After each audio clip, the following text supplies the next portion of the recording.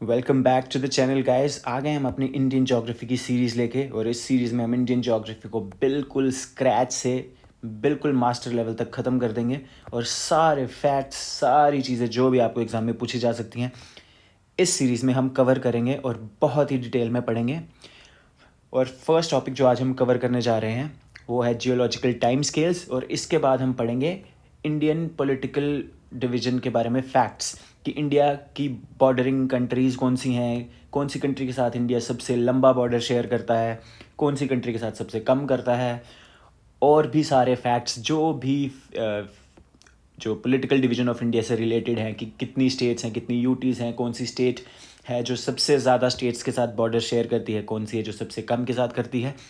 हर एक fact by the end of this video आपको आते होंगे, और फुल इंफॉर्मेशन पैक्ड वीडियो है ये। और जियोलॉजिकल टाइम स्केल में आपको इसलिए समझा रहा हूँ कि आपको कंसेप्चुअल क्लैरिटी हो जब आप पढ़ोगे इंडिया कब गोंडवाना लैंड का पार्ट था वगैरह वगैरह। और ये बहुत इजी टॉपिक है, बट यूजुअली टीचर्स इसको इग्नोर करते हैं, बट आई थिंक ये बहुत इंपॉर्टेंट है। अगर आपको डायरेक्टली फिजिकल फीचर्स जो इंडिया के हैं, फिजियोग्राफिक फीचर्स कि हिमालयाज़ कब बने और कौन सी एरा में बने, कौन से पीरियड में बने या कौन से इपॉक में बने, ऐसे क्वेश्चंस अगर आपको पूछे जाएं तो आपको तभी समझ आएंगे अगर आपने जियोलॉजिकल टाइम स्केल पढ़ा होगा। और इस टॉपिक को पढ़ने में आपको बेयरली 10 से 15 मिनट लगेंगे और ईज़िली आपको ये हो जाएगा। तो जियोलॉजिकल टाइम स्केल हम स्टार्ट करते हैं। जियोलॉजिकल टाइम स्केल, जब हम टाइम स्केल की बात करते हैं ऑन मिलियंस ऑफ ईयर्स, तो हम ये स्केल यूज़ करते हैं to study about the history of landforms, so to speak. अब हम जियोलॉजिकल टाइम स्केल में हम अलग अलग जो ड्यूरेशन के मैट्रिक्स यूज़ करते हैं। जैसे एक साल में बहुत सारे मंथ्स होते हैं, और एक मंथ में बहुत सारे वीक्स होते हैं, और एक वीक में बहुत सारे डेज़ होते हैं, और एक डे में बहुत सारे आवर्स होते हैं। सिमिलरली एक ईयन में बहुत सारे एराज होते हैं, एक एरा में बहुत सारे पीरियड्स होते हैं, एक पीरियड में आप बहुत सारे एपॉक्स होते हैं, और एक एपॉक में बहुत सारी एजेस होती हैं। तो सबसे बड़ा यूनिट जो है वो ईयन है। इतनी बात आपको समझ आ गई होगी होपफुली कि सबसे बड़ा पीरियड ईयन है, उसके बाद एरा है। एक ईयन में बहुत सारी एराज आती हैं, एक एरा में बहुत सारे पीरियड्स आते हैं, एक पीरियड में बहुत सारे इपॉक्स आते हैं, और एक इपॉक में बहुत सारी एजेस आती हैं। और हम इसमें सब कुछ पढ़ेंगे जो हमारे लिए इम्पॉर्टेंट है। सब कुछ पढ़ना तो किसी भी चीज़ के बारे में इम्पॉसिबल होता है, क्योंकि पढ़ाई कभी ख़त्म नहीं की जा सकती, और किसी चीज़ के बारे में जानना कभी भी ख़त्म नहीं किया जा सकता, B it a human being और एनी थिंग। किसी भी चीज़ के बारे में अगर आप पढ़ने जाओगे, वो पढ़ाई कभी भी ख़त्म नहीं होगी लाइफ में, क्योंकि कभी ख़त्म नहीं होती पढ़ाई, नॉलेज कभी ख़त्म नहीं होती है। तो हमें वो पढ़ना है जो हमारे exam specific, exam point of view से इम्पॉर्टेंट है। ईयन जो है ये सबसे बड़ा यूनिट है, ये आपको पता होना चाहिए, और इनका पूरा ऑर्डर आपको पता होना चाहिए कि सबसे पहले आएगा eon, era, period, epoch, age. अब हमारे पास 4 ईयन हैं। टोटल टाइम जब से अर्थ बनी है अब तक 4 ईयन हुए हैं, हम चौथे ईयन में रह रहे हैं। जैसे हम बोलते हैं ना कि 4 युग हो गए हैं, ऐसे समझ लो इसको। आई एम नॉट सेइंग कि this is what it is, but ऐसे समझ लो कि हम चौथे युग में रह रहे हैं। ऐसे समझ लो कि हम चौथे ईयन में रह रहे हैं। और जो 4 ईयन हैं उनका नाम है हार्डियन, आर्कियन, प्रोटेरोजोइक और फिनेरोजोइक। जो प्रोटेरोजोइक है, इसमें प्रोटेरो का मतलब होता है प्रिमिटिव और जोइक का मतलब होता है लाइफ। और जो फिनेरोजोइक है इसमें फिनेरो का मतलब होता है विजिबल, लाइफ, जोइक का मतलब है लाइफ। तो फिनेरोजोइक में विजिबल लाइफ की बात करते हैं हम, वो लाइफ जिसके एविडेंसेस हैं हमारे पास, आर्कियोलॉजिकल एविडेंसेस या कुछ भी, इसके एविडेंसेस हैं हमारे पास, हम इसकी एग्जिस्टेंस को प्रूव कर सकते हैं। वो लाइफ के बारे में जो टाइम पीरियड है वो है 570 मिलियन ईयर्स अगो से लेके प्रेजेंट तक, और प्रेजेंट तक है इसमें हम रह रहे हैं। तो जो 4 हमारे ईयन्स हैं वो हैं हार्डियन, आर्कियन, प्रोटेरोजोइक और फिनेरोजोइक। और मैं आपको बताया कि फिनेरोजोइक का मतलब विजिबल लाइफ, प्रोटेरोजोइक का मतलब प्रिमिटिव लाइफ, आर्कियन का मतलब वेरी ओल्ड लाइफ, और हार्डियन का मतलब अंडर वर्ल्ड ऑफ डेड, जब अर्थ इटसेल्फ वाज फॉर्मिंग तब का टाइम, क्योंकि अर्थ आपको पता है 4.5 बिलियन साल पहले बनी थी और ये तब के टाइम की बात कर रहे हैं हम इसमें। तो अभी तक हमने ईयन पढ़ दिया। सबसे पहले हमने पढ़ा कि ईयन सबसे बड़ा, फिर एरा, फिर पीरियड, फिर एपॉक, फिर एज। इससे आपको सीधे इसके ऑर्डर से एमसीक्यू पूछा जाता है कि क्या राइट ऑर्डर है, ईयन, पीरियड, एरा, फिर ऐसे ऐसे दे देंगे 4 ऑप्शन आपको करेक्ट ऑप्शन टिक करना है। और ये बहुत पेट क्वेश्चन है, अगर क्वेश्चन आता है यूजुअली इस टॉपिक से तो यही पूछा जाता है। चलते हैं अगली इनकी ईयर की ड्यूरेशंस याद करते हैं। ईयन सबसे पुराना, हार्डियन सबसे पुराना ईयन है और इससे 4.5 बिलियन साल से लेकर 4 बिलियन साल तक था। 4 बिलियन साल पे आर्कियन ईयन स्टार्ट हुआ और 2.5 मिलियन ईयर्स अगो तक था ये। 2.5 मिलियन से लेके 570 मिलियन तक प्रोटेरोजोइक था और ये प्रेजेंट ईयन जो है ये 570 मिलियन ईयर्स अगो से लेके आज तक है। अगर आपसे कोई पूछे हम कौन से ईयन में रह रहे हैं तो उसका आंसर होगा फेनेरोजोइक ईयन में रह रहे हैं। चलेंगे आगे। अब ये सब ईयन्स थे। हार्डियन ईयन में कौन से एरा, कौन से पीरियड है हमें नहीं पढ़ना, वो बहुत पुराना है, हमें कोई लेना देना नहीं उससे। इससे भी कोई लेना देना नहीं, इससे भी। हमें प्रेजेंट ईयन से लेना देना जिसमें हम रह रहे हैं। उसमें 3 एराज थी। फेनेरोजोइक ईयन में 3 एराज हैं और फर्स्ट एरा का नाम है पेलियोजोइक एरा, सेकंड का नाम है मीसोजोइक एरा और थर्ड का नाम है सिनोजोइक एरा। अब आपको पता है फेनेरोजोइक 570 मिलियन ईयर्स अगो से प्रेजेंट तक है, तो 570 से 250 तक मिलियन ईयर्स अगो तक पेलियोजोइक एरा थी, 250 से 70 तक मीसोजोइक और 70 से प्रेजेंट तक सिनोजोइक एरा। इसीलिए जब हम पीरियड्स के बारे में पढ़ेंगे इनमें कौन से थे तो उनके नाम हम सबके याद कर लेंगे, बट जब हम पीरियड्स के आगे एपॉक्स में जाएंगे वो सिर्फ इसके पढ़ेंगे क्योंकि ये प्रेजेंट है। इनके पीरियड्स हम क्यों पढ़ रहे हैं, इनके पीरियड हम सिर्फ नाम पढ़ेंगे और इनमें अगर कोई इंपॉर्टेंट फैक्ट है, जैसे हमें पूछा जाता है कि जो कोल की सबसे बेस्ट क्वालिटी है एंथ्रेसाइट, वो कौन से पीरियड में बनना स्टार्ट हुई थी, तो उसका आंसर है कार्बोनिफेरस पीरियड। हमें पूछा जाता है जो इंडियन कोल है, बिटुमिनस कोल बोलते हैं या गोंडवाना कोल बोलते हैं, वो कब बनना स्टार्ट हुआ था, वो ट्रायसिक पीरियड में बनना स्टार्ट हुआ था। और कौन सी ईयन में, मीसोजोइक एरा में। और पेलियोजोइक एरा में कार्बोनिफेरस पीरियड में एंथ्रेसाइट बनना शुरू हुआ था। तो ये कुछ फैक्ट्स इंपॉर्टेंट सीधे एमसीक्यूज बन सकते हैं, उनके लिए हमें इनके सिर्फ नाम याद करने, और मैं आपको इतनी जल्दी याद करवा दूंगा ये, यू विल बी अमेज्ड कि कितना ईजी था ये। और ये टॉपिक यूजुअली लोग इग्नोर करते हैं, पढ़ाते नहीं है जियोलॉजिकल टाइम स्केल। मैं आपको पढ़ा रहा हूँ क्योंकि ये आपकी प्रिपरेशन को एकदम सॉलिड कर देगा। सो अभी तक हमने पढ़ा कि 4 हमारे पास ईयन थे। हम इसको जूम कर लेते हैं। अभी तक हमने पढ़ा कि हमारे पास 4 ईयन थे, हार्डियन, आर्कियन, प्रोटेरोजोइक और फेनेरोजोइक। ये 4.5 बिलियन ईयर्स अगो से लेके 4 तक, ये 4 से 2.5 तक था, ये 2.5 से 570 मिलियन तक था, और ये 570 मिलियन ईयर्स अगो से लेके प्रेजेंट तक था फेनेरोजोइक। आगे फेनेरोजोइक में हमने पढ़ा कि 3, सबसे पहले हमने पढ़ा कि ईयन सबसे बड़ा, फिर एरा, फिर पीरियड, फिर इपॉक और फिर एज। और फिर इसके बाद हमने आगे पढ़ा कि फेनेरोजोइक में कौन सी एराज हैं। 3 एराज हैं। पहली 570 से लेके 250 मिलियन तक, दूसरी 250 से लेके 70 तक, और तीसरी 70 से लेके 0 तक।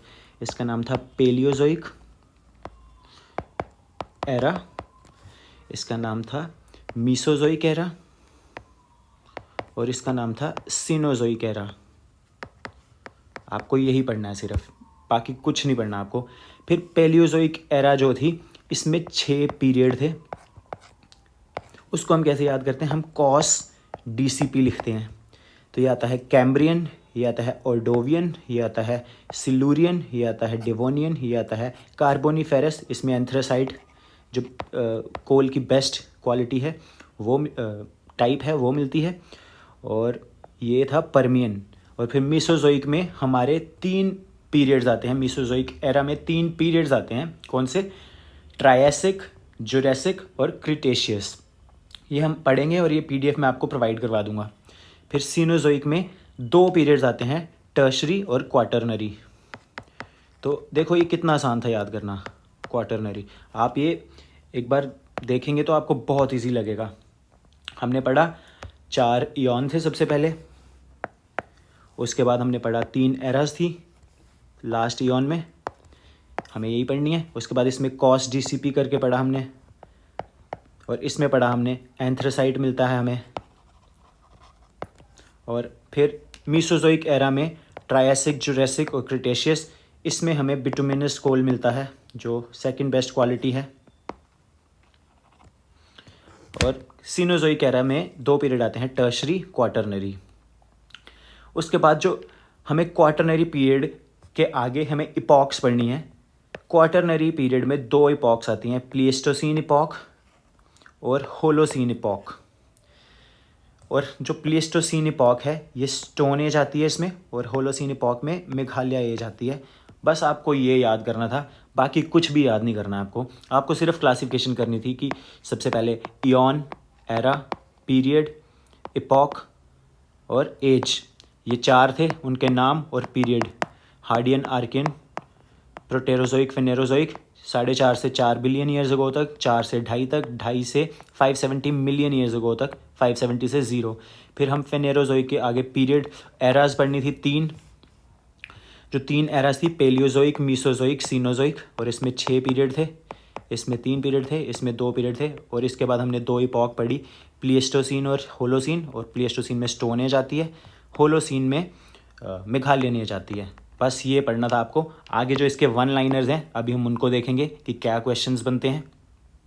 और बस इससे ज़्यादा कुछ नहीं करना आपको इस चैप्टर से, जियोलॉजिकल टाइम स्केल से। आपको बस नाम पता होना चाहिए था, बस दैट वाज इट। क्योंकि अगर आपको क्वेश्चन पूछ लिया ना उन्होंने हिमालयाज कौन से उसमें बनते हैं, सीनोजोइक एरा में बनते हैं फॉर एग्जांपल हिमालयाज, तो एज आपको याद करनी है कि कौन सी एज में बनते हैं, इसमें पीरियड में बनते हैं, सॉरी इसमें। तो ऐसे क्वेश्चंस मैं आपको दिखाऊंगा जो 5-6 क्वेश्चंस हैं। Let's move on to that. सबसे पहले जो कोल है, इसके 4 सबसे इम्पॉर्टेंट टाइप्स। सबसे ज़्यादा इसमें होता है कार्बन, उससे कम इसमें होता है, उससे कम इसमें होता है, और इसमें सबसे कम होता है। ये न्यूएस्ट होती है, ये ओल्डेस्ट होती है, और ये ओल्डेस्ट होती है 300 से 350 मिलियन ईयर्स अगो तक। ये पैलियोजोइक एरा में बनना शुरू हुई थी, और कौन से पीरियड में, कार्बोनीफेरस पीरियड में। ये मैंने आपको बताया यहाँ पे कि यहाँ पे कार्बोनीफेरस पीरियड में और पैलियोजोइक एरा में एंथ्रासाइट। फिर यहाँ पे बिटुमिनस था, तो वही हम आगे पढ़ेंगे कि जो बिटुमिनस कोल है वो 220 मिलियन ईयर्स अगो बनना शुरू हुआ, और मीसोजोइक एरा या फिर ट्रायसिक पीरियड में।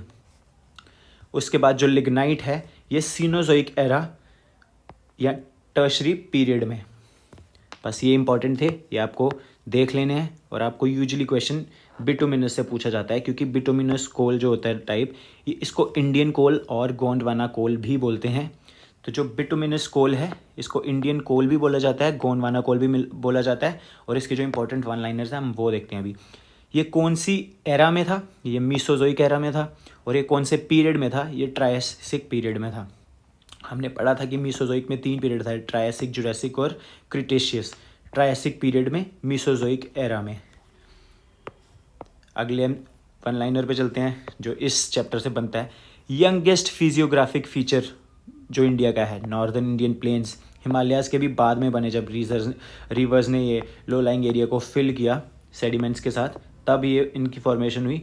और ये कब बनना शुरू हुए थे, जो newest youngest feature of Indian physiography है, ये कब बनना शुरू हुआ, ये बनना शुरू हुआ प्लीस्टोसीन इपॉक में।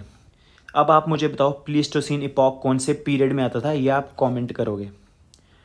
एरा तो आपको पता है कि सीनोजोइक एरा में ही हमने इपॉक्स पढ़ी हैं, सिर्फ 2 इपॉक्स पढ़ी थी, प्लीस्टोसीन और होलोसीन।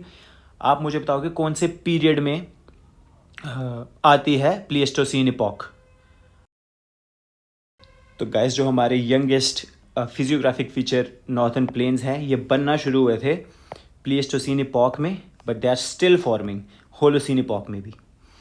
तो जो हिमालयाज़ हैं एंड प्लेन्स, ये कौन सी एरा में है, अगर ऐसे क्वेश्चन आएगा तो आपको पता है ये सीनोजोइक एरा में है। अब हम चलेंगे आगे। अब हम पढ़ेंगे इंडिया की जर्नी की, जब अर्थ वाज फॉर्मिंग, और जब लोरेशिया गोंडवाना सब टूट के अलग अलग हो रहे थे और कॉन्टिनेंट्स अलग अलग टूट के बन रहे थे, तो इंडिया किस चीज़ का पार्ट था और इंडिया की क्या जर्नी रही है। जो आज से 225 मिलियन ईयर्स अगो पहले अर्थ पे सिर्फ एक ही लैंड मास था, एक ही ज़मीन का टुकड़ा था जिसका नाम था पैंजिया। और ये 225 मिलियन ईयर्स अगो के बाद ये टूटना शुरू हुआ और अराउंड दिस टाइम ही बिटुमिनस कोल बन रहा था। जो बिटुमिनस कोल है वो हमने पढ़ा 220 मिलियन ईयर्स अगो। ये पैंजिया जो है ये टूट के लोरेशिया और गोंडवाना दो लैंड मास में टूट गया ये। और जो लोरेशिया था ये नॉर्थन था और ये सदर्न था गोंडवाना, और जो इंडिया है वो गोंडवाना का पार्ट था, ये हम आगे पढ़ेंगे। 150 मिलियन ईयर्स अगो जो पैंजिया था ये दो पीस में टूट गया था। लोरेशिया और गोंडवाना अलग अलग दो लैंड मास हो गए थे। जो नॉर्थ में था वो लोरेशिया था, जो साउथ में था वो गोंडवाना था। इसके बाद 100 मिलियन ईयर्स अगो जो लोरेशिया था ये फर्दर टूटना स्टार्ट हो गया था और आपको नॉर्थ अमेरिका, यूरोप, एशिया जिन चीज़ों से बने हैं वो आपको लैंड मास दिखना शुरू हो गए थे। और जो सदर्न गोंडवाना था उसका पार्ट था इंडिया, आप देख सकते हैं। और ये था हमारा south America, Africa, Antarctica, Australia, और इंडिया भी जो था वो इधर अफ्रीकन प्लेट के साथ था। और ये 100 मिलियन ईयर्स अगो की बात है। और आज अर्थ ऐसी दिखती है कि ये नॉर्थ अमेरिका है, ये साउथ अमेरिका है, ये यूरोप है, ये एशिया है, ये अफ्रीका है, ये ऑस्ट्रेलिया है। तो इंडिया की जर्नी के बारे में आपको इसमें इतना ही पढ़ना था कि आपको थोड़ा आइडिया होना चाहिए था। और ये भी क्वेश्चन पूछा जाता है कि इंडिया गोंडवाना का पार्ट था या लोरेशिया का पार्ट था, और कितने मिलियन ईयर्स अगो पहले जो land mass 225 million years ago पहले लैंड मास, एक इकलौता लैंड मास जो एग्जिस्ट करता था अर्थ पे, वो क्या नाम था उसका, पैंजिया नाम था उसका। तो चलते हम आगे, अब हम फैक्ट्स पढ़ेंगे अबाउट इंडिया। तो सबसे पहला, ये तो आपको पता है कि was a part of Gondwana land, Gondwana का पार्ट था इंडिया, आप देख सकते हैं। उसके बाद एज पर area India ranks 7th in the world. ये हो जाता है इंपॉर्टेंट क्योंकि इसके ऑर्डर से क्वेश्चन पूछते हैं कि 4 कंट्रीज़ के नाम दे देंगे, इंडिया, रशिया, ब्राज़ील, अर्जेंटीना, और बोलेंगे इनको असेंडिंग ऑर्डर ऑफ एरिया में करो, लिखो। तो ऑप्शन दे देंगे 4 लिख के और आपको सही ऑप्शन टिक करना है।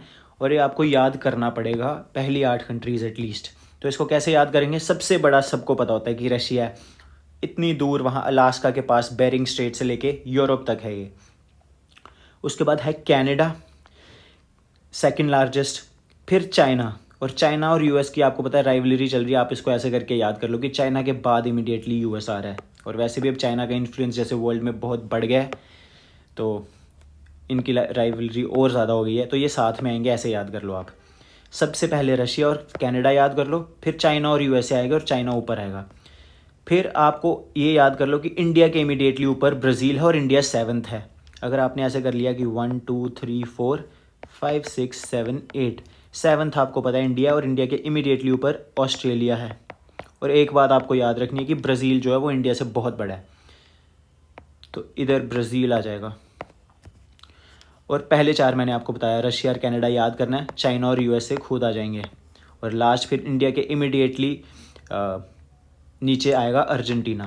तो ऐसे करके आपको याद कर लेने हैं। इनसे क्वेश्चन बहुत ही ज़्यादा प्रोबेबल चांसेस होते हैं आने के, बहुत ज़्यादा प्रोबेबल क्वेश्चन है ये कि आपको असेंडिंग डिसेंडिंग ऑर्डर में पूछ लेंगे इनका ऑर्डर ऑफ एरिया। अगले क्वेश्चन पे हम चलेंगे, अगले कॉन्सेप्ट पे। अब हम पढ़ेंगे टाइम जोन्स के बारे में। सबसे ज़्यादा टाइम जोन्स वर्ल्ड में फ्रांस के हैं और वो 12 हैं। और क्यों हैं, क्योंकि इसकी territories through out the world अलग अलग कॉन्टिनेंट्स में भी पाई जाती हैं।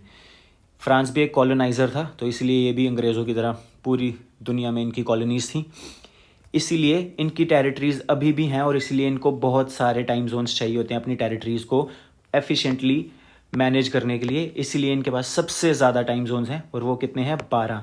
तो ये क्वेश्चन पूछा जाता है कि which country has most number of time zones, France. अब आपको फ्रांस की कैपिटल लिखनी है और करेंसी कमेंट बॉक्स में लिखनी है, ये आपका होमवर्क है। फ्रांस की कैपिटल और करेंसी ये आपको कमेंट बॉक्स में लिखनी है। चलते हैं नेक्स्ट। इसके बाद रशिया के पास 11 टाइम जोन्स हैं, ये भी आप याद कर लो क्योंकि ये बड़ी बार क्वेश्चन आता है कि रशिया में कितने टाइम जोन्स हैं। JKSSB में मुश्किल है, बट SSC में पूछा गया एक दो बार। उसके बाद USA के पास 4 टाइम जोन्स हैं और इंडिया के पास एक ही टाइम जोन है। अब गाइस इसका क्या मतलब होता है कि इंडिया का टाइम जोन है GMT प्लस 5:30? इसका मतलब है जो GMT ग्रीनविच मेरिडियन टाइम है, अगर उसमें हम 5 hours 30 minutes जोड़ देंगे तो जो टाइम इंडिया में हो रहा होगा वो आ जाएगा। अब GMT जो है ग्रीनविच मेरिडियन टाइम, ये लंदन में एक लेबॉरेटरी है, इसको हम मानते हैं रेफरेंस, टाइम जोन्स का रेफरेंस इसको मानते हैं। इसके ईस्ट में जो भी कंट्रीज़ हैं उनमें हम ऐड करते हैं उनका टाइम जोन, तो उस कंट्री का टाइम आ जाता है। और अगर हम वेस्ट में जितनी भी कंट्री है उसमें माइनस करते हैं तो उस कंट्री का टाइम आ जाता है जो उसके वेस्ट में है। फॉर एग्जांपल अगर इंडिया का टाइम जोन 5:30 है, GMT प्लस 5:30, तो अगर लंदन में 12 बज रहे होंगे रात के, तो इंडिया में 5:30 बज रहे होंगे सुबह के, मतलब इंडिया 5.5 घंटे आगे है, प्लस मतलब आगे। और इसके पीछे अगर हम जाएं, लेट्स से फ्रांस में टाइम जोन -1, GMT -1 है, लेट्स से, मुझे नहीं पता कितना है, मैं एज्यूम कर रहा हूँ इसके अराउंड ही होगा। तो अगर इसमें 12 बज रहे हैं तो उधर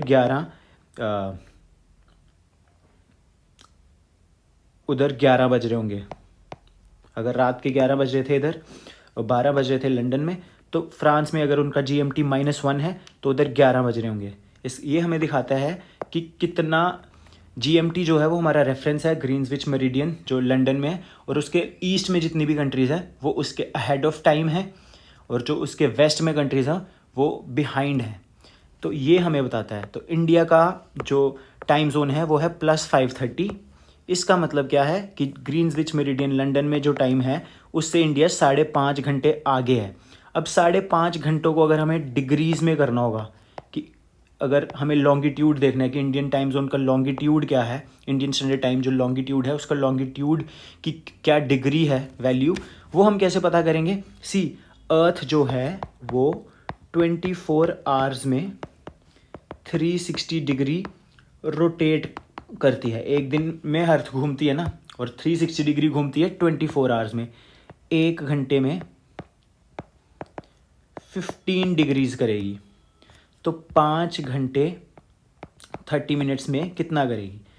5 घंटे में करेगी 5 × 75, 5 × 15 = 75, और आधे घंटे में, 1 घंटे में 15 कर रही है तो आधे में 7.5 करेगी ना, तो इसमें 7.5 जोड़ेंगे।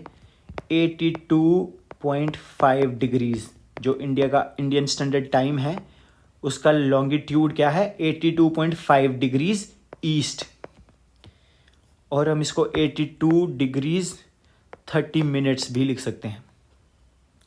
तो ये आपको होपफुली समझ आ गया होगा। कुछ नहीं था इसमें पढ़ने वाला, मतलब बहुत ऐसी कुछ रॉकेट साइंस नहीं थी। क्या था कि इंडिया का टाइम है GMT प्लस 5:30, और इसका क्या मतलब है कि जो भी टाइम लंदन में हो रहा है उससे इंडिया 5.5 घंटे आ गया है। अगर वहाँ पे 12 बज रहे हैं तो इंडिया में सुबह के 5 बज रहे होंगे। अगर वहाँ पे सुबह के 4 बज रहे हैं तो इंडिया में 9:30 बज रहे होंगे सुबह के, क्योंकि सन पहले, जब अर्थ, लेट्स से यहाँ पे दिन था, यहाँ पे नाइट थी, यहाँ पे डे था, तो लेट्स से सन यहाँ तक ही पहुँच रहा है ना। अब अर्थ वेस्ट टू ईस्ट मूव कर रही है, तो यहाँ पे पहले दिन आएगा, पहले जल्दी दिन हो जाएगा। और यहाँ पे जब ये यहाँ पे पहुँचेगा, क्योंकि अर्थ तो, सन तो फिक्स्ड है ना, सन तो फिक्स्ड है, तो जब ये मूव होके अर्थ यहाँ पे पहुँचेगा, ये पॉइंट, तो यहाँ पे तब दिन होना शुरू होगा। तो सिमिलरली जब इंडिया में दिन हो गया होगा, लंदन में स्टिल रात होगी पिछले दिन की। तो ये इसका मतलब था कि इंडिया 5:30 अहेड है ऑफ ग्रीनविच मेरिडियन टाइम, जो लेबॉरेटरी है लंदन में जिसको हम रेफरेंस मानते हैं, इसको 00 मानते हैं।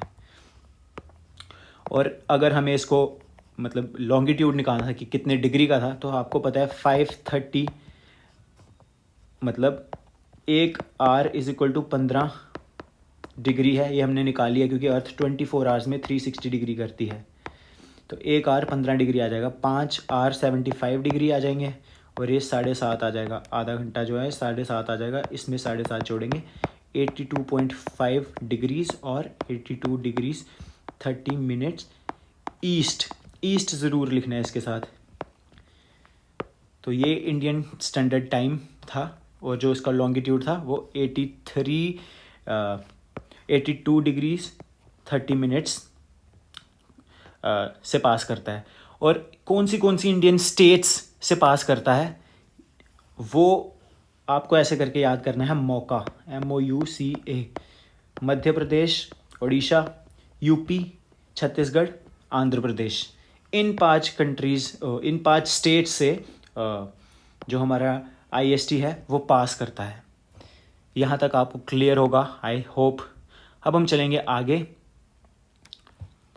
ये एक क्वेश्चन है, अगर आपको ये समझ आया है कि GMT प्लस 5:30 का मतलब क्या था, तो ये क्वेश्चन आप देख सकते हो। आई वुड सजेस्ट कि रहने दो, क्योंकि ये JKSSB पॉइंट ऑफ व्यू से इम्पॉर्टेंट नहीं है। बट अगर आप चाहते हो कि मैं करवा दूँ तो मैं जल्दी से करवा देता हूँ आपको। कि इन्होंने बोला है कि at 8 AM in the morning a flight leaves from 30 degree east for 45 degree east. If the plane takes 2 hours to complete the journey, at what time will it reach the destination? तो उन्होंने बोला 8 बजे। Let's say ये GMT 00 है और ये 30 degree east है और ये 45 डिग्री ईस्ट है।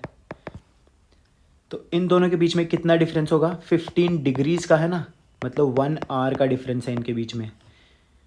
अगर ये यहाँ से यहाँ कोई फ़्लाइट जा रही है और वो 2 घंटे लगाती है जाने में, ये यहाँ से 8 AM निकली है, तो जब ये यहाँ पहुँचेगी, यहाँ पे 10 AM हो रहे होंगे जब ये फ़्लाइट यहाँ पे पहुँच जाएगी, क्योंकि 2 घंटे लगाती है ना। जब यहाँ पे 10 AM हो रहे होंगे तो हमें यहाँ पे कितने बज रहे होंगे वो पूछा है कि कितने बजे वो वहाँ पे पहुँचेगी। जब यहाँ पे 10 बज रहे हैं तो यहाँ पे 11 बज रहे होंगे, क्योंकि ये 15 डिग्री ईस्ट में है और ईस्ट में हम ऐड करते हैं 1 घंटा, तो यहाँ पे 11 AM हो रहे होंगे।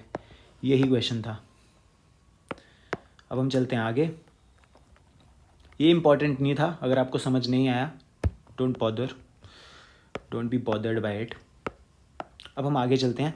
अब हम इंडिया के बारे में और फैक्ट्स पढ़ेंगे कि जो इंडिया है उसका टोटल वर्ल्ड का एरिया का 2.4% जो है वो इंडिया का एरिया है। टोटल पॉपुलेशन 17.78% है टोटल वर्ल्ड की। अब हम एक्सटेंट पढ़ेंगे इंडिया का, लॉन्गिट्यूडनल और लैटिट्यूडनल एक्सटेंट। जो लैटिट्यूडनल एक्सटेंट है, इंडिया पूरा नॉर्थ में लाई करता है, पूरा नॉर्दर्न हेमिस्फेयर में है, इक्वेटर के ऊपर है। इक्वेटर के 8 डिग्री ऊपर से स्टार्ट हो जाता है और 37 डिग्री 6 मिनट्स ऊपर तक जाता है। तो इंडिया जो है वो लैटिट्यूडनल एक्सटेंट इसका 8 डिग्री 4 मिनट्स से 37 डिग्री 6 मिनट्स है, जो कि रफली 30 डिग्रीज़ का है। और लॉन्गिट्यूडनल एक्सटेंट जो इंडिया का वो 68 डिग्रीज 7 मिनट्स से लेके 97 डिग्रीज 25 मिनट्स तक है, जो कि अगेन लगभग 30 डिग्रीज़ ही है। तो अगर आप इंडिया का लैटिट्यूडनल एक्सटेंट की बात करेंगे, वो 8 डिग्रीज 4 मिनट्स से लेके 37 डिग्री 6 मिनट्स नॉर्थ आएगा। और लॉन्गिट्यूडनल की बात करेंगे तो 68.7, ये दोनों ईस्ट में आएंगे। 68 डिग्री 7 मिनट से 97 डिग्री 25 मिनट्स, और दोनों ईस्ट में आएंगे ये दोनों लॉन्गिट्यूड, क्योंकि इंडिया, तो इसका मतलब क्या है, इंडिया नॉर्थ में भी है और ईस्टर्न हेमिस्फेयर में है और नॉर्थर्न हेमिस्फेयर में है। तो आप देख सकते हैं, ये आपको याद करनी है और यहाँ पे आपको ई भी लिख लेना है, ये आपको याद करनी है वैल्यूज़। और फिर मैंने बताया आपको कि 30 डिग्री का मतलब है लॉन्गिट्यूडनल एक्सटेंट पे कि 2 आवर्स, क्योंकि 1 घंटा 15 मिनट्स होता है। तो इसका मतलब अरुणाचल प्रदेश से लेके गुजरात, अरुणाचल प्रदेश में एक पॉइंट है जो ईस्टर्न मोस्ट पॉइंट है कि बित्थू बोलते हैं आई थिंक उसको, और जो गुजरात में है गुहार मोती सर क्रीक, उन दोनों के बीच में डिफरेंस लगभग 2 आवर्स का है, क्योंकि ये लगभग 30 डिग्री लॉन्गिट्यूडनल आस्पेक्ट इसका है। इसके बाद हम चलेंगे डिफरेंस बिटवीन 2 लैटिट्यूड्स। अब आपको पता है लैटिट्यूड्स जो होती हैं वो पैरेलल सर्कल्स होते हैं, तो इनके दो के बीच में जो डिफरेंस होता है वो 111 किलोमीटर होता है। और जो लॉन्गिट्यूड्स होते हैं ये इंटरसेक्ट करते हैं एट पोल्स, तो पोल्स में इनके बीच में डिस्टेंस 0 होता है, और इक्वेटर पे इनमें डिस्टेंस जो है वो मैक्स होता है, और वो कितना होता है, रफली 111.3 किलोमीटर। ये आप याद कर सकते हैं, ये भी एक इम्पॉर्टेंट फैक्ट होगा और जो MCQ के पॉइंट ऑफ व्यू से इम्पॉर्टेंट हो जाता है। अब हम चलेंगे एक्सट्रीम पॉइंट्स इंडिया के। जो नॉर्थन मोस्ट पॉइंट है वो है इंदिरा कोल, और जो नॉर्थन मोस्ट स्टेट है वो है हिमाचल प्रदेश। जो यूटी है वो लद्दाख है, लेकिन यहाँ पे स्टेट बोली है तो हिमाचल प्रदेश जो नॉर्थन मोस्ट स्टेट है इंडिया की, हिमाचल प्रदेश है। सदर्न मोस्ट पॉइंट जो है ये है इंदिरा पॉइंट, वो इंदिरा कोल था, ये इंदिरा पॉइंट, और ये अंडमान एंड निकोबार आइलैंड्स में ग्रेट निकोबार आइलैंड पे है। और सदर्न मोस्ट स्टेट जो है वो तमिलनाडु है, क्योंकि अंडमान एंड निकोबार भी यूटी है। तो ये इंपॉर्टेंट पॉइंट्स हैं, ये आपको ज़रूर याद करने हैं। इसके बाद जो ईस्टर्न मोस्ट पॉइंट है, अभी हमने बात की कि बित्थू अरुणाचल प्रदेश में, और वेस्टर्न मोस्ट गुहार मोती गुजरात में। ये चारों पॉइंट्स आपको याद करने ही करने हैं। जो फैक्चुअल डिटेल्स मैंने जितनी भी बताई वो बहुत इंपॉर्टेंट हो जाती हैं। सबसे पहली जैसे हमने पढ़ी थी कि सबसे ज़्यादा वर्ल्ड का रशिया लार्जेस्ट कंट्री है, सेकंड कनाडा थी, थर्ड चाइना थी, फिर चाइना के साथ यूएसए उसका राइवल था, ऐसे करके हमने याद की थी। फिर फिफ्थ ब्राज़ील थी, सिक्स्थ ऑस्ट्रेलिया थी, सेवन्थ इंडिया थी। ये आपको बार बार लिखना है, फिर आपको याद हो जाएगा। एट्थ अर्जेंटीना थी। और अभी हमने पढ़ा कि इंडिया की जो 4 एक्सट्रीम पॉइंट्स हैं, ऊपर इंदिरा कोल है, ये कि बित्थू है अरुणाचल प्रदेश में, ये गुजरात में गुहार मोती है सर क्रीक, और ये अंडमान एंड निकोबार में इंदिरा पॉइंट है। आपको ऐसे करके ये सब जो भी फैक्चुअल डिटेल्स हैं ये सब आपको याद होनी चाहिए। आप कोशिश करना कि वीडियो के साथ साथ में आप नोट्स भी बना लो जो इंपॉर्टेंट फैक्ट्स हैं उनके। अब हम पढ़ेंगे ट्रॉपिक ऑफ कैंसर के बारे में। जो ट्रॉपिक ऑफ कैंसर है, ये अर्थ है, ये इक्वेटर है, 0 डिग्री मानते हैं इसको लैटिट्यूड। जो 23.5 डिग्री नॉर्थ और 23.5 डिग्री साउथ में 2 लाइंस हैं ऑफ सिग्निफिकेंस। ये है ट्रॉपिक ऑफ कैंसर और ये है ट्रॉपिक ऑफ कैप्रिकॉर्न। अब इसका ये 23.5 डिग्रीज क्यों ली, इसके पीछे भी एक रीज़न है, क्योंकि जो अर्थ है उसकी जो एक्सिस है वो 23 डिग्री टिल्टेड है, 23.5 डिग्री टिल्टेड है। तो जब वो अर्थ सन का एक पूरा चक्कर लगाती है तो एक बार ये जो एक्सिस है ये अवे फ्रॉम सन होती है और एक बार टुवर्ड्स सन होती है। एपोजी और पेरिजी 2 पॉइंट्स होते हैं एक्सट्रीम, उन पे।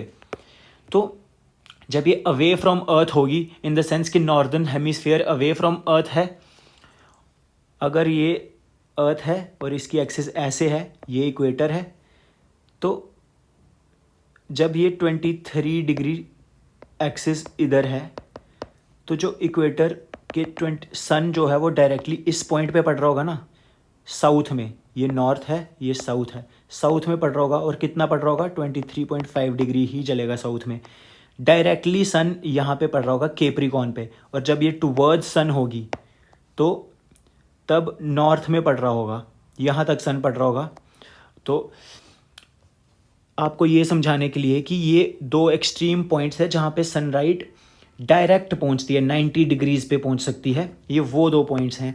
मैक्सिमम सन जो है 90 डिग्रीज तक नॉर्थ में कहाँ तक जा सकता है? ट्रॉपिक ऑफ कैंसर तक, और मैक्सिमम साउथ में ट्रॉपिक ऑफ कैप्रिकॉर्न तक। इसीलिए ये इंपॉर्टेंट हो जाते हैं। और अगर आपको क्वेश्चन आएगा कभी भी कि डेट और टाइम के साथ किस चीज़ का लेना देना है, इसके साथ लॉन्गिट्यूड्स का लेना देना होता है, और जो सीजन्स इसका लेना देना है लैटिट्यूड के साथ। और क्यों होता है? क्योंकि अर्थ की एक्सिस जो है वो शिफ्ट टिल्टेड है 23 डिग्री। तो जब अवे फ्रॉम अर्थ होगी, जो northern hemisphere away from sun होगा तो वहाँ पे सर्दियाँ होंगी, और जब वो टुवर्ड सन होगा तो गर्मियाँ होंगी। ये सब हम आगे पढ़ेंगे, फिजिकल ज्योग्राफी में बहुत ही अच्छे से पढ़ेंगे। फिलहाल आपको इतना याद रखना है कि Tropic of Cancer Indian geography में जब हम पढ़ रहे हैं, Tropic of Cancer 23.5 degree north में हम पढ़ते हैं। 23.5 डिग्री क्यों? क्योंकि अर्थ की एक्सिस 23.5 डिग्री टिल्टेड है। और ये इंपॉर्टेंट क्यों है? क्योंकि it is the northern most point eight which sunlight can reach at 90 degree. ये नॉर्दर्न मोस्ट लैटिट्यूड है जिस पे 90 डिग्री पे सनलाइट पहुंच सकती है, इसके ऊपर 90 डिग्री नहीं पहुंचती सनलाइट। और ये 23.5 डिग्री क्यों है, क्योंकि एक्सिस जो है वो इतनी टिल्टेड है। सिमिलरली ट्रॉपिक ऑफ कैप्रिकॉर्न जो है वो साउथ में है, इतना ही। ये दो चीज़ें पढ़नी थी आपको, इनकी आपको बस ये याद रखना था, लैटिट्यूड कौन सा है 23.5 डिग्री नॉर्थ और साउथ, ट्रॉपिक ऑफ कैप्रिकॉर्न और कैंसर का। और अब हमने इसमें जो इम्पोर्टेंट चीज़ हमारे लिए है कि ये कौन सी स्टेट से पास करता है, तो उसके लिए एक ट्रिक है। Gujarati raja made cake with just the mango, ये ऐसे ही आप याद कर लो, Gujarati raja made cake with just the mango. तो गुजरात पहली स्टेट, फिर राजस्थान, फिर एमपी, फिर सी से छत्तीसगढ़, फिर जे से झारखंड, डब्ल्यू से वेस्ट बंगाल थी, टी से त्रिपुरा और एम से मिज़ोरम। आपको ऐसे करके याद करनी है। ये 8 स्टेट्स जो हैं इनमें से ट्रॉपिक ऑफ कैंसर पास करती है, इन 8 स्टेट से, गुजरात, राजस्थान, एमपी, छत्तीसगढ़, वेस्ट बंगाल, झारखंड, त्रिपुरा, मिज़ोरम। और इनमें से 3 ऐसी हैं जिनकी कैपिटल्स टुवर्ड्स द नॉर्थ लाई करती हैं ऑफ ट्रॉपिक ऑफ कैंसर, और वो 3 स्टेट कौन सी हैं, राजस्थान, त्रिपुरा और मिज़ोरम। इन 3 की जो स्टेट्स हैं ये north of Tropic of Cancer पड़ती हैं, और बाकी की 5 जो हैं वो south of Tropic of Cancer पड़ती हैं। अब एक इम्पॉर्टेंट क्वेश्चन हो जाता है कि जो हमने IST पढ़ा, जो हमारा 82.5 डिग्री ईस्ट इंडिया में पास हो रहा था यहाँ से, और ये इनकी स्टेट्स हमने याद करी थी मौका करके, MP, उड़ीसा, यूपी, छत्तीसगढ़, आंध्र प्रदेश। और जो ट्रॉपिक ऑफ कैंसर है ये ऐसे पास हो रहा है। ये मिलते कहाँ पे हैं, तो ये छत्तीसगढ़ में मिलते हैं, जगह का नाम है कोरिया, बैकुंठपुर में ये जगह है। तो कोरिया जगह का नाम है, ये बड़ी बार MCQs में देखने को मिलता है कि ट्रॉपिक ऑफ कैंसर और IST कहाँ पे इंटरसेक्ट करते हैं, छत्तीसगढ़ में। स्टेट भी पूछ सकते हैं, जगह भी पूछ सकते हैं, तो ये भी एक इम्पॉर्टेंट क्वेश्चन बन जाता है। मैं कोशिश करूँगा कि ये जो मेरी सीरीज़ है ज्योग्राफी की, इसमें मैं आपको हर एक चीज़ बहुत ही डिटेल में, और एक भी पॉइंट आपका छूटे ना। प्लीज़ आप इस वीडियो को फॉलो करिएगा, आपकी ज्योग्राफी एकदम सॉलिड प्रिपरेशन करा देंगे हम। फिर कंट्रीज़ के बारे में पढ़ेंगे जो बॉर्डर करती हैं इंडिया के साथ, ये भी इम्पॉर्टेंट है। इससे सीधा क्वेश्चन देखने को मिलता ही है ऑलमोस्ट। तो सबसे बड़ा बॉर्डर जो इंडिया के साथ शेयर करता है वो है बांग्लादेश, और सबसे कम है अफ़गानिस्तान। आपको सिर्फ इन 2 की वैल्यूज़ अगर आप याद करना चाहते हैं तो कर सकते हैं, बाकियों की ज़रूरत नहीं है। तो सबसे ज़्यादा कौन सी कंट्री जो इंडिया के साथ बॉर्डर शेयर करती है, सबसे ज़्यादा बॉर्डर, वो है बांग्लादेश, सेकंड है चाइना, थर्ड है पाकिस्तान। इनका ऑर्डर आप याद रखना लेकिन, क्योंकि इसका भी असेंडिंग डिसेंडिंग ऑर्डर में आपको अरेंज करने के लिए MCQ आ सकता है कि 4 कंट्रीज़ का दे देंगे और बोलेंगे कि इंडिया के साथ सबसे लंबा बॉर्डर कौन शेयर करता है, असेंडिंग ऑर्डर में कौन सा ऑप्शन करेक्ट है। तो ऐसे क्वेश्चन बन सकते हैं। तो आपको सबसे पहले करना है बांग्लादेश, फिर चाइना, फिर पाकिस्तान। ये तीनों बड़ी कंट्रीज़ आपको पता है। और जो बांग्लादेश है, क्योंकि वो सारी साइड उसके इंडिया है, तो ये इंपॉर्टेंट हो जाता है, इसलिए इसका सबसे बड़ा है। और जो चाइना है ये सेकंड है और पाकिस्तान थर्ड है।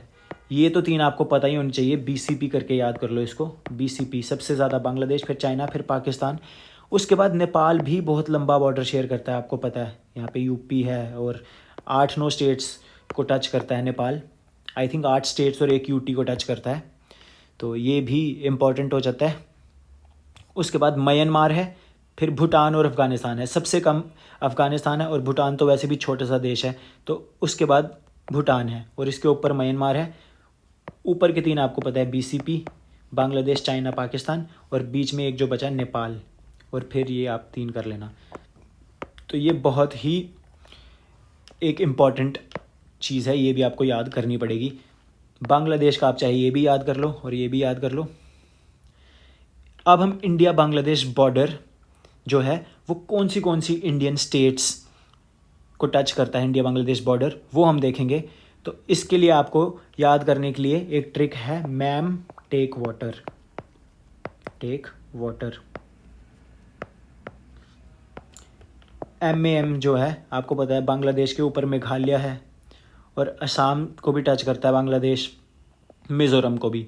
MAM तो ये हो गए। फिर T से त्रिपुरा, और डब्ल्यू से वेस्ट बंगाल। आपको पता है बांग्लादेश तो बना ही ईस्ट बंगाल था और ये वेस्ट बंगाल था, तो वेस्ट बंगाल के साथ तो है ही, ऊपर मेघालय है, फिर असम के साथ भी टच करता है, त्रिपुरा तो बांग्लादेश के अंदर ऐसे है, 3 साइड्स पे ये बांग्लादेश से बाउंड्री शेयर करता है जो त्रिपुरा है, और मिज़ोरम भी करता है। तो आपको ऐसे करके याद कर लेना, मैम टेक वाटर, सबसे पहले मेघालय, असम, मिज़ोरम, मैम, और टेक का टी से त्रिपुरा, और डब्ल्यू से वेस्ट बंगाल। तो आपको पता ही है क्योंकि बांग्लादेश लिटरली ईस्ट बंगाल है। और इनके बीच में, इंडिया और बांग्लादेश के बीच में 2 ट्रेन्स थी, बांधवगढ़ और मिताली एक्सप्रेस। और जो त्रिपुरा है ये on the 3 sides surrounded by Bangladesh है। और इंडिया और बांग्लादेश के बीच में कौन सी लाइन है? रेड क्लिफ लाइन है। और ये किन के नाम पे है? साइरिल रेडक्लिफ के नाम पे है, जो चेयरमैन थे of Boundary Commission for Punjab and Bengal. जब पार्टीशन हो रहा था तो ये चेयरमैन थे ऑफ बाउंड्री कमीशन, इनके नाम पे ये लाइन का नाम है रेड क्लिफ लाइन। अब हम चलेंगे इंडिया और नेपाल के बॉर्डर पे। हमें ये कैसे याद करना है? सुब्बू करके याद करना है हमें।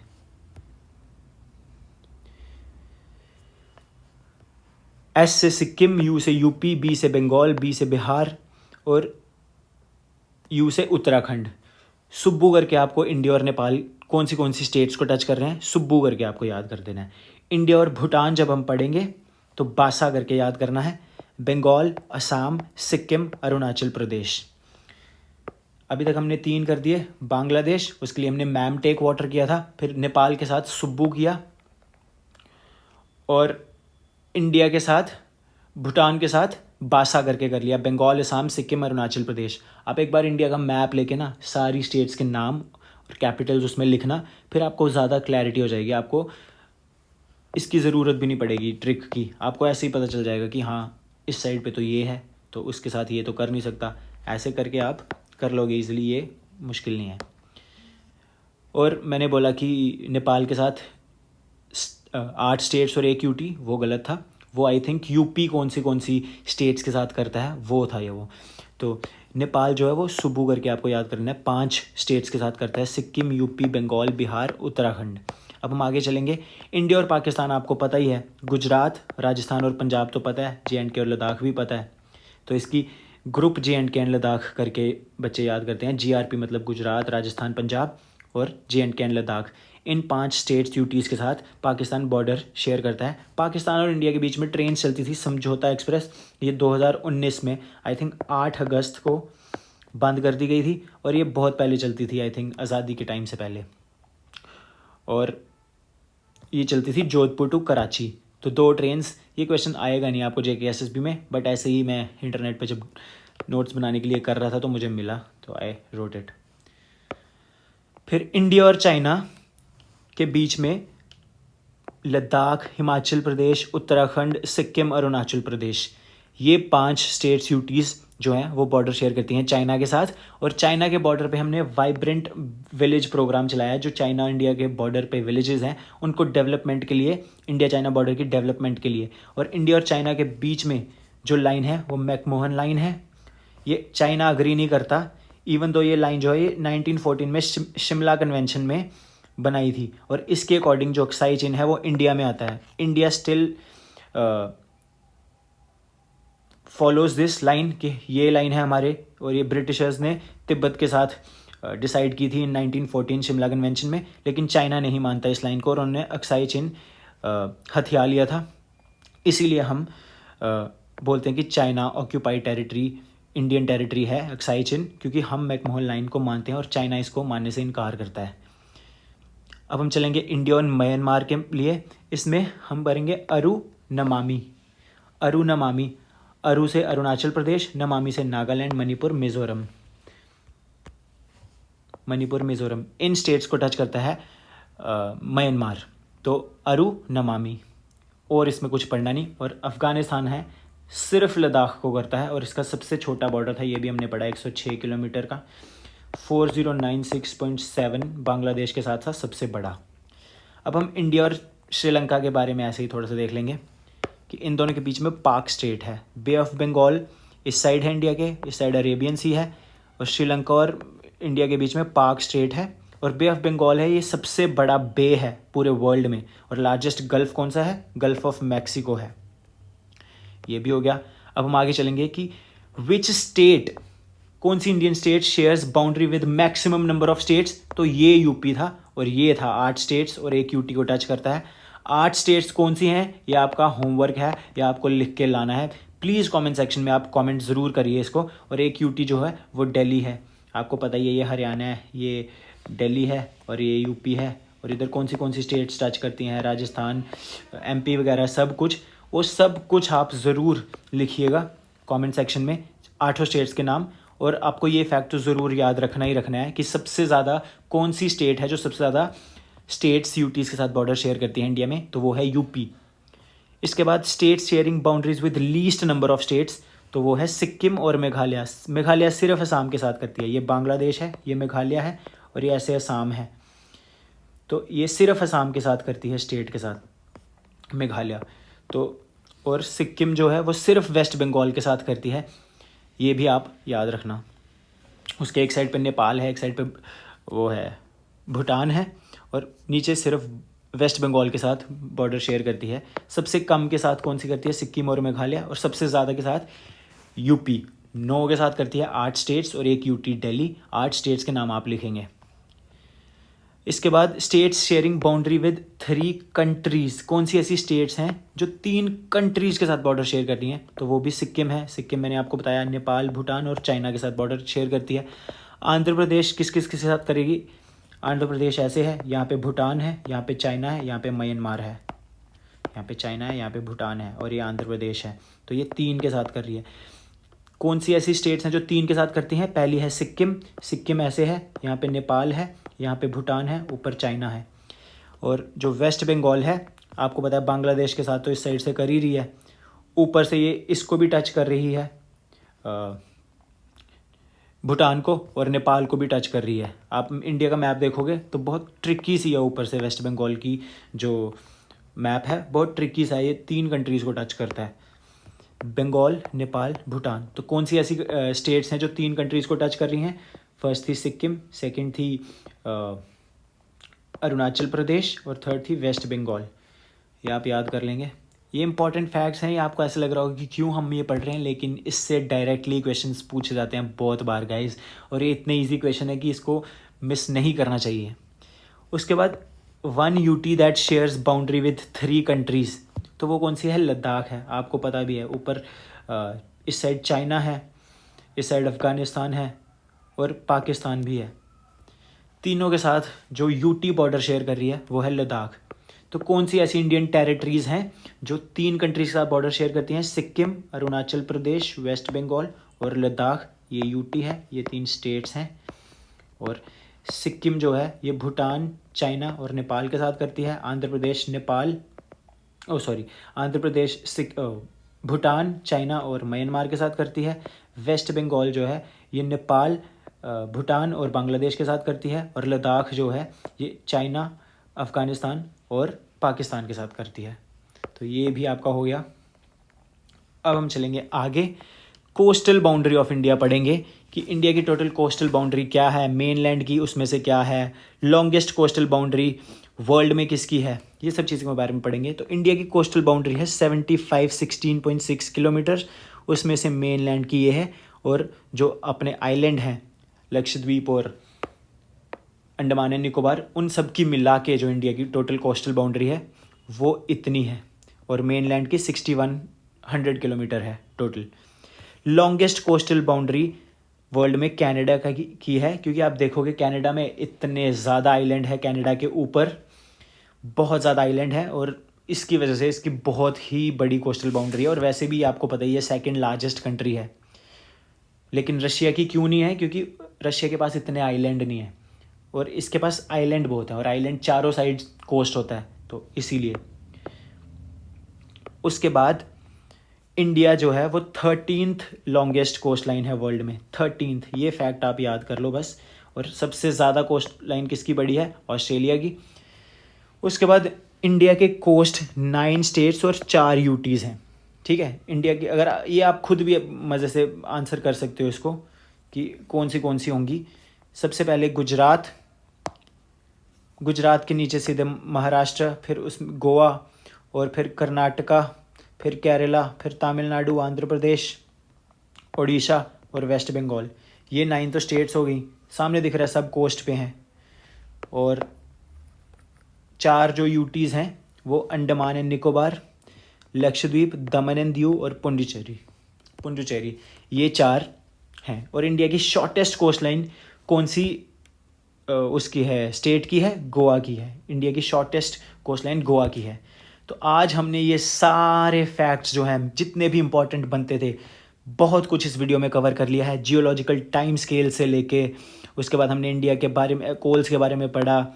उसके बाद हमने वन लाइनर्स पढ़े इनमें इंपॉर्टेंट, कि कौन सी एरा पीरियड में क्या बना था। फिर इंडिया की जर्नी के बारे में पढ़ा। फिर हमने इंडिया के फैक्ट्स पढ़े वर्ल्ड में, कि कितने % लैंड है, किसका पार्ट था ये, एरिया वाइज 7th है, और बाकी कंट्रीज़ के नाम। फिर हमने टाइम जोन्स के बारे में पढ़ा। फिर हमने ट्रॉपिक ऑफ कैंसर के बारे में पढ़ा, और ट्रॉपिक ऑफ कैंसर कौन सी स्टेट्स में से पास करता है। इंडियन स्टैंडर्ड टाइम के बारे में पढ़ा, वो 82.5 डिग्रीज़ क्यों है, उसके पीछे का रीज़न भी हमने जाना।